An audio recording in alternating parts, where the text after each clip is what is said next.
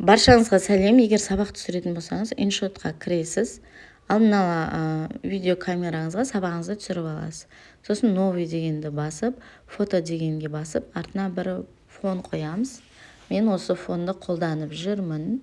Енді бұны размер деген тұрмында, соны басып, зум дегенді басасыздар да навес экранға қоясыздар.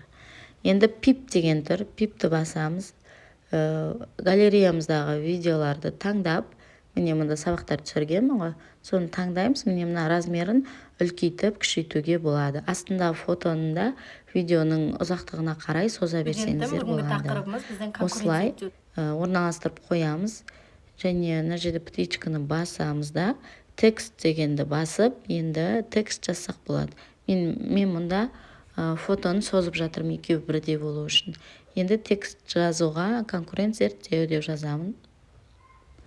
Негізі InShot'тың көп мүмкіндіктері бар.